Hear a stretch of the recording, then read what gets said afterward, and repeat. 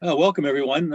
We're here for another episode of Three Consulting Amigos. We got myself, Ron Burgess, and Ed Lasak. And today we're going to kind of build on the conversation we began last week, which was our attempt to give you some understanding of the National Baldrige Quality Award, which has been used for 35 years. But truthfully, as both Ron and Ed said, they knew nothing about it. Well, this goes even a bit deeper. Back in the 2005 to 2008 range, I was working closely with an organization called CAPE.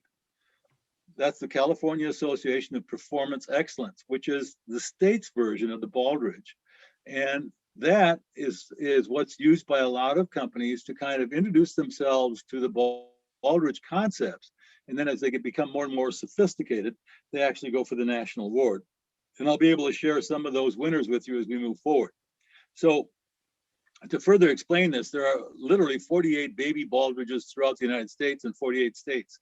So this is not something that's restricted to here, but the common denominator, as you guys pointed out last week, is that very few people know about it. They don't understand how it works, and they don't even know that it exists in the communities in which they work and exist. So the whole purpose of this is enable you to empower your organization. It has been proven to help you reach goals, improve results, and become more competitive, which is what all of us would want to do with our own organizations, and what we've been able to do with some of the organizations with which we've worked.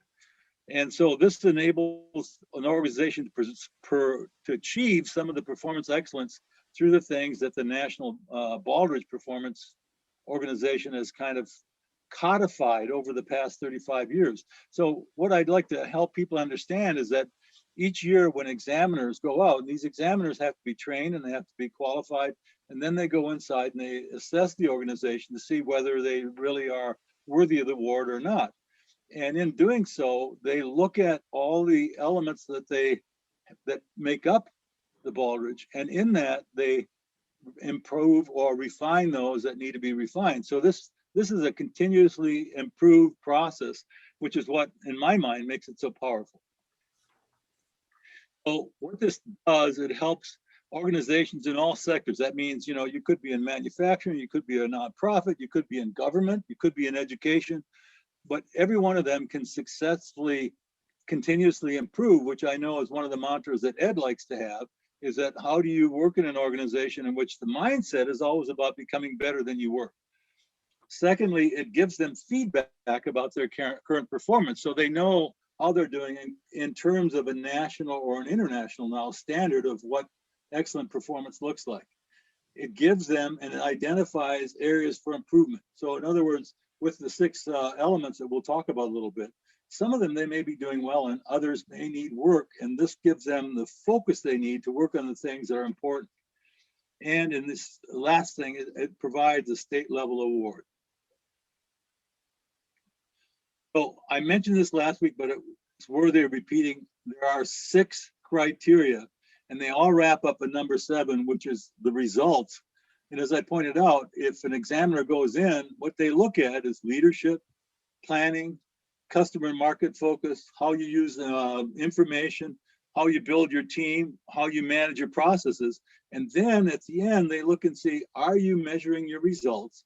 And do you have results in each of these 6 areas that can demonstrate that you not only can deploy these principles, but you can measure them on a regular, consistent basis to see whether you're doing well or you're doing poorly or what you need to do to adjust.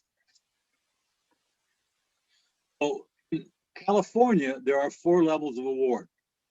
The first one is an explorer recognition. And the point in that is that it enables a smaller company to kind of look at this process and do something very simple that can be done in less than 5 or 10 pages to say, okay, here's what we have, here's what we understand. So it's very simple, it's easy to apply, but it kind of lets them put their toes in the water and know what's going on.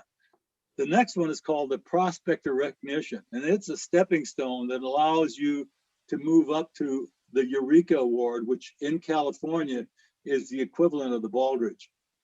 And then finally, they have another award that one of my compatriots used to use with his organizations called the CTEA.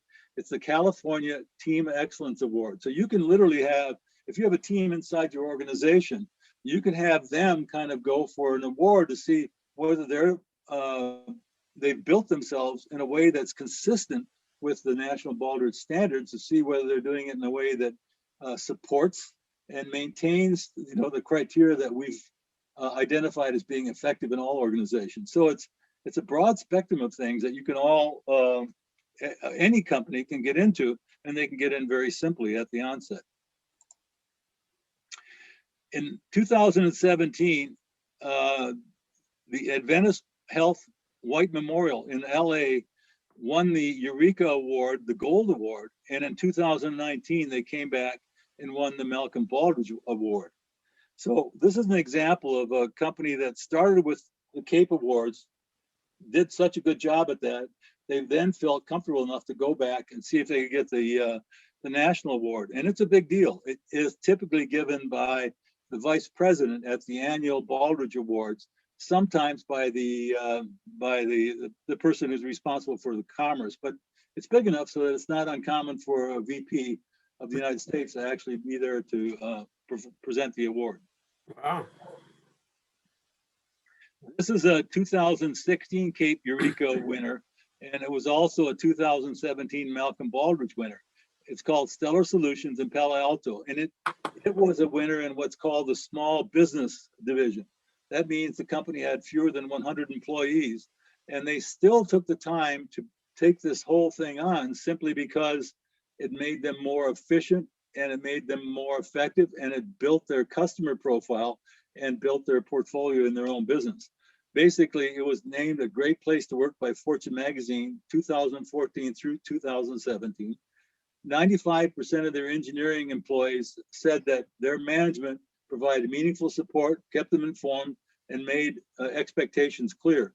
And again, this isn't just a statement they make. They have to be able to demonstrate that their employees actually benefited from this. They didn't just say this on a piece of paper. 100% of their customers surveyed said they would recommend Stellar to other companies. One of the things that is important in both the CAPE and it starts with the Baldrige is that you have to prove that you're also willing to help the communities in which you exist, in which you operate. And what they did in 2000, they established a quake finder with the resources and the skills they developed in a humanitarian effort to identify early earthquakes. So that's an example of the type of thing that you can see in terms of the CAPE here in California, particularly this company in Palo Alto. But they're not alone. So what I wanted you to see is that in this particular picture of 2019 through 2017, you're going to see that most of the winners are healthcare organizations. Now, the benefit to us as consumers, those of us who are actually in a position where we may have to take care of those resources or use those resources, the Baldrige winners have a lower death rate due to human error than other hospitals. And that in itself is reason enough for you to look for that as a label before you go into a hospital. As you'll notice, the Adventist system has really taken advantage of this. The Adventist system in Sonora won in 2019. In 2017, the Adventist Health Memorial in LA won, and the reason there's an asterisk there, that meant that they also won the Baldrige, and they won that in 2019. So what I wanted us to do here is briefly look at Ed's model here on the right and compare that to the Baldrige model on the left. And as you can see, on the ends of this are leadership on this side, which is surrounded by the white, and then results on this side, which is the outcome of this. Working together, that you have strategy, you have workforce, you have operations, and you have customers. And so the point is that there's always this interplay. Underlying it all is core values and concepts that drive the business, which would be mission, vision, and values. But that's all very consistent in my mind with the 8 drivers that we have over here. So there is a lot of consistency between these, and it demonstrates that even though you guys didn't know it, the point is that what makes a company excellent is pretty common knowledge. And why I like the Baldrige is they've taken the time to codify it and then continuously improve it over the past 35 years. So it's not just a matter of anecdotal information. This is hard evidence that if you follow this, as I said last week, the benefits outweigh the cost by 850 times. So that's a pretty remarkable number. Yes, it is. So here's what I think I would like the listeners to understand is that, they can get into this, something that we could simply help them do, and that is with a mini assessment. And the purpose is to help them understand their current level of their organization based on the approach, deployment, and results identified in the Baldrige criteria. It's certainly not the full gamut, because literally, if you're going to go for either the Eureka Award or its national counterpart, it is a lot of work. But what we also know is that when you devote yourself to really improving systems and performance, the outcomes can significantly outweigh the costs. And that's been, the challenge for many of the businesses we deal with. They think to themselves, I don't have time for that. But like so many things in life, everything's hard. Marriage is hard, but divorce is harder. So you just have to choose your hard. And so in this case, what we're trying to get them to think about is how can we help them understand how this works? And with the CAPE model, they can get started in a very simple way. And as I mentioned to you, we had a organization in 2005 that got the Eureka Bronze Award. There are 3 levels: bronze, silver, and gold. And it was quite an achievement. They were really amazed when they went to the award ceremony to see the caliber of people were there that were really interested in watching and seeing how far this company had come in a short amount of time. So the assessment focused on the core questions on the 7 categories, which I've already mentioned. And, wherever possible, I'm going to try to get 2 or 3 examiners, either from the CAPE organization or the Baldrige, to kind of help make that process so that it's consistent with the things that are being done internally. And finally, it only takes about 4 hours. And it's obviously not the magnitude that you would get with a full Baldrige, but these people are trained, they're experienced, and they can make a meaningful assessment in a short amount of time, which is what you're really trying to do. No preparation required. In fact, it's the closer you get to the situation that really exists in the organization, the more accurate the results are. So there's a real sense of that. It's a very effective, low-cost way to get started. We did this for $500, and basically the results you get out of that is a very, very minor investment for the return that you get on it. Rough magnitude scores are established for each of the 7 categories, and it lists the strengths and opportunities for each improvement, so you get a sense as to where you're weak and where you're strong. And also, it begins your benchmark to know how you're doing on your journey to excellence. Mm-hmm. Here's some comments that I got. I said these last week, but they bear repeating, because whether it's the CAPE or the Baldrige, the mini assessment uses the same criteria. So when you get feedback, it helps you understand exactly how and in what ways these people who are working inside these organizations felt about the input they got from their 4 hours. So having said that, I'll let people read this on their own, but the point is that this is an effort for you to be able to realize when you get outside people helping you, it can many times transform the business, because these examiners, or even us, are not buried in the psychology or the culture of the business.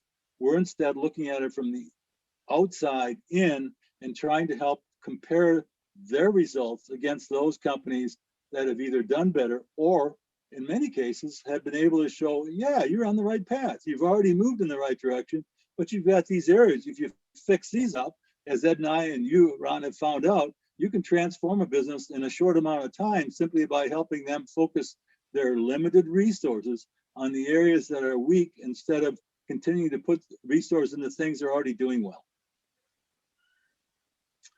So here's a takeaway that I want us to think about.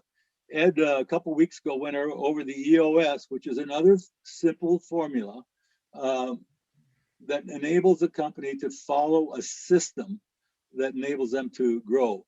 One is a structured model to create value aligned with vision. Second, you have complete accountability. You can do weekly checkpoints. And these are important. You can't change things in a weekly thing, but what we've tried to explain to people is that at least once a quarter, you look at all the things, the goals, et cetera, determine, first of all, have you made progress? And secondly, are some of these still necessary? Because we can't see into the future. And with COVID, there were a lot of things that had to change that were part of the strategy that no longer were meaningful. And so obviously that impacts a lot of organizations. Third, it creates a performance-based culture. There's nowhere to hide. Everybody gets involved, and the excitement is amazing because people all want to be a part of something that makes a difference in their life and in the company's life. The truth is most people are at a company not only because they get a paycheck, but they feel like they're a part of a team, and this makes them more a part of that. You get a group of community trained examiners for the mini assessment. It's an internationally recognized process, and it's sad that, as you said, so many businesses don't know about this. But this is an example of two things I was thinking, Ron, that may hinder it. One, it comes from the government, and of course, if you're an entrepreneur at all, you're saying, well, there can't be anything that good comes from the government. So that itself is a problem. And the other thing is that they're really not very good at marketing themselves. So it's a double whammy. And then we've attached a very simple, downloadable, free self-assessment that you can use. And we're going to encourage you to call us, give us a buzz. And if we could be of some help, we'd be happy to do that. As you move forward, as you look at our YouTube channel, we encourage you to click on the link and sign up, because we'll be doing this on a regular basis and trying to help you and your organization kind of move up the ladder of performance. So any feedback, guys? I kind of went through that rapidly. Yeah, I good presentation. Again, Ray, I couldn't help myself, but just to thinking about the 30 years that I've been consulting and the number of times that I've, I don't know how to say this exactly, but the number of times I felt that the CEO, the president, the owner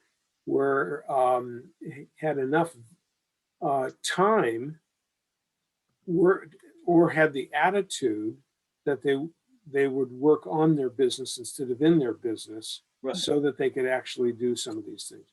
Right. And so I found myself thinking about all of the different excuses that small business people have.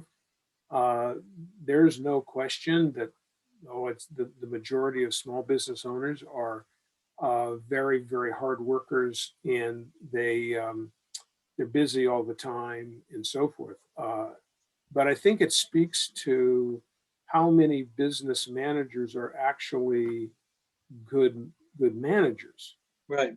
And whether or not they're managing their business, or if they are a skilled person who's trying to run a business around their skill or their company capabilities.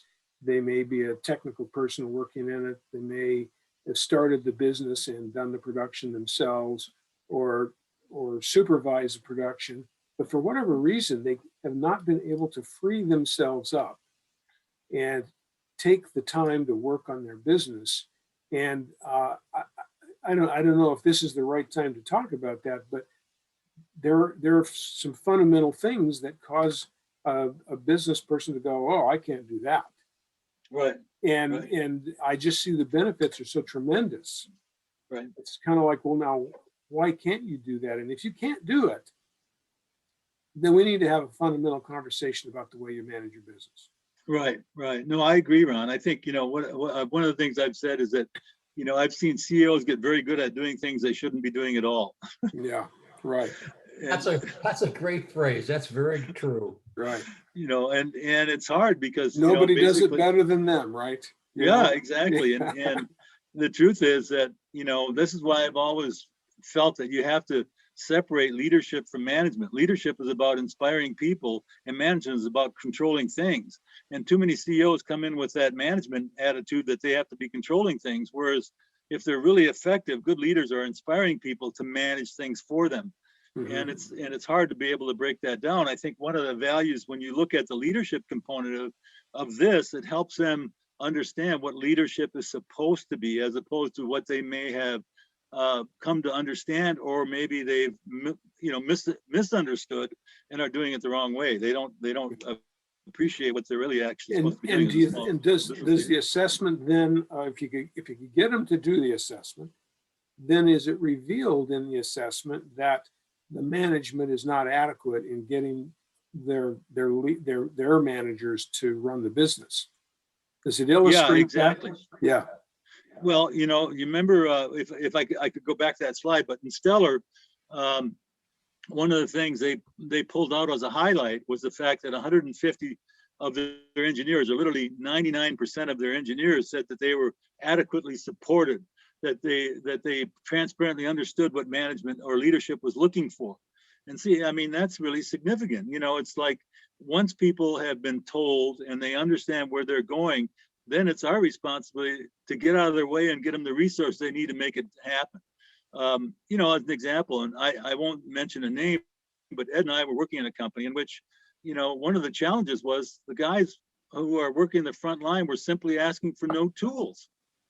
I mean, they were doing hard manual labor, and and one of the leaders was balking because he felt that they had wasted the tools they had.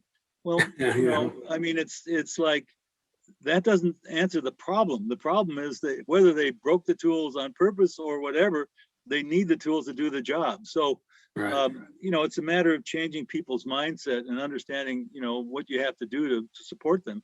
And when they're supported, and we've certainly seen this, you've seen this, people will do amazing things that you hadn't even anticipated if they feel like they're cared for and they're loved. I mean, it's that simple. Yeah. If they go ahead, Ed. I think it starts with a strategic plan, and I don't think many companies have a strategic plan. I agree. And if they have a strategic plan, it's probably in their bookcase with an inch of dust on it. It hasn't been used in a long time. And to make this process, and it's a process, guys, to make it work, you have to know where you're going and what you got to do to get there. And then you got to measure the heck out of it every week or every month, have quarterly reviews to see how you're doing with full financials, full transparency, and full alignment. Everybody needs to know in the organization what you're trying to do, and everybody's got a number to hit. Yeah. And that's all hard work. And to really do a weekly meeting in 90 minutes to cover everything that needs to be covered for that week, it takes a real accomplished manager to make that happen. Because most meetings that we attend, we waste so much time talking about ancillary things that don't even relate to what we're supposed to be there talking about. Yes. If we're consultants, we can't dictate what the management does, but right. Somehow I think you got to get them on this process. And I think it's more of a religious type of thing. I mean, you got to be on this thing. You got to be speaking it, talking it every day of the week, and measuring it so you know if you're making any progress or not. Yeah. And then one of the books I would recommend to both you and to our audience is a book called 2 Second Lean by Paul Akers. And basically in that book, he didn't necessarily follow the Baldrige. The Baldrige is not the end all be all. All they've done is they've gone out into the marketplace and identified the practices in these 6 areas that stand out, that really make a difference, and said, gee, if you apply these, you can also become one of the companies that select. And what Akers did is he said, he tried pushing lean for 5 years, pushing lean. And he had the pleasure of going to Japan because he was really invested in trying to learn, what does lean mean? How does one apply that? And he went there and he talked to the executive vice president of Lexus, who was, this was, probably 8 or 9 years ago, to look and see what they were doing. And so he was asking, well, what's your secret? And the guy looked at him, he says, look, it's our people. If we don't train our people right, all the rest of this doesn't mean anything. And for some reason, in all this pushing and stuff, he hadn't realized that these people were not buying in. They didn't understand the importance of what he was doing. So from that, he came back and he started daily meetings, to your point here, Ed, and we've done this in the past with our organizations, and just tried to involve them in the culture. You know, bringing in books and said, look, we need to read this book over the next week. Look, let's take a look at some areas for improvement. Where can you show us how in 2 seconds you could improve your area? Well, as soon as he engaged their minds, you know, they began to see, well, now I get it. And so they were going right back to their benches and their business that they were working in, and they were seeing things that could be improved that they hadn't thought about before. And so now he's a world-class company in Washington based on, you know, these concepts that we've been talking about. I think a lot of times management's rewarded for caretaking activities rather than for building value. Right. And that means nobody's paying attention, no one's holding them accountable for real results for increasing the value of the company, which then translates into there's no annual valuation of the company. So nobody really knows what the company is worth. And I think if you brought 10 CEOs in, 10 business owners, I would think the majority of wouldn't know have an idea what their company is worth.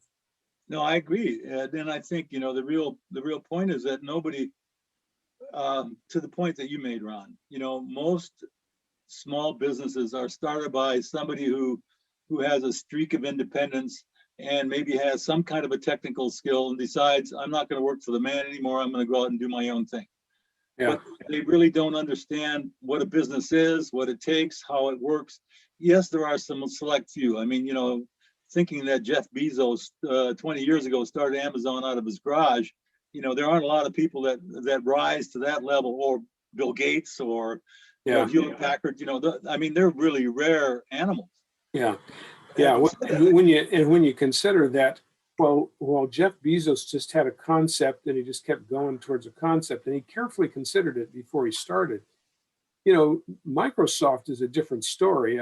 You know, you had the two founders staying up late all night writing code, literally building the product that they were going to try and sell the next week. Yeah. Like, you can't get people who are more involved in the product than that. Yet somehow Bill Gates was able to, over the years, to continually do some of that work, but figure out how to get other people to do it and direct where they were going, to the point to where he really became, you know, a guy who just turned the knobs. Right. And he no longer really spent his time thinking about the real details of each product, but really have you met our benchmarks? Here's our expectations. This is how we expect design to work. This is how coding is done in our company. And however they did that, you know, it was a totally different thing, where it's a little bit like the Wizard of Oz. Right. You know, we like to make fun of him because nothing was real. He was controlling the knobs. But isn't that really what a good manager does? A good leader. You know, it's like you don't have to be behind the curtain necessarily to try and pretend like it's magic, but you have to be able to you know, turn the heat up and turn the heat down and measure this and tell the monkeys when to fly, and you know, all of that stuff. And he didn't have to go anywhere, do anything except just sit back there behind his control panel. Well, that's kind of the mentality that has to evolve, I think, when when tradesmen become business people. Yeah, and I think, you know, if I can introduce this concept, you know, which is important. When you look at Bill Gates's personality, and then you compare that to Steve Jobs or Michael Dell or Jeff Bezos, you know, sometimes I've had people say, well, I'm not the charismatic type, or I just, you know, don't. The point is, what I've learned is that, you know, your style, how you approach the problem, is not as important as what you said, Ron, is how you decide how you're going to lead the organization and turn the knobs. You know, and each one of those people are, I mean, Bill Gates and Steve Jobs couldn't be more different if you tried. No, right. Yet, look at what they built, you know, each of them. And Michael Dell is the same thing. Yeah. Yeah, they each built something that had a lot of their heart and soul in it, yet they were able to back off enough so that they Yeah. could still, develop leadership, build huge, enormous companies. Yeah. Yeah, that's right. And I think this brings to mind Henry Thoreau said, every institution is the lengthening of one man's shadow. Yeah. And Well, that and shadow can be very different. I agree with that, and I think that many times, we get, I don't want to get off subject much, but many times we get very involved in the team building thing, and there's some companies that trade around, and everybody is supposed to run it, and they try different things. But the truth of the matter is, there's still the informal leadership, and somebody is still driving big initiatives forward. And Right. that's rarely a whole team that drives it forward. It's usually an individual person who drives an initiative forward. And our job is to identify those people and allow them to do the driving, or teach the ownership that they need to be driving the bus, or they need to find people to drive the bus. But they have to learn how to do that if they're going to continue to grow and not collapse internally, because they don't understand money, they don't understand accounting, they don't understand measurement, they don't understand people. It's complicated to do. It's not Well, that I think, easy. It's not that yeah, easy. So, but I think as we just kind of think about the question is, well, why don't more people want to measure themselves, and why wouldn't they want to test themselves against a standard? I think in the kinds of clients that we have under 100 employees, for them, they're not ready to make that transition yet, and in a way, that's part of our job. right. Oh, and Yeah. I think there's in my experience that, good executives, and I don't know how you guys feel about this, but there's a certain humility they have in terms of what they know and what they're willing to learn. And the good ones, are open to any new ideas or any newer and better ways of doing things that, we as a team can go in and help.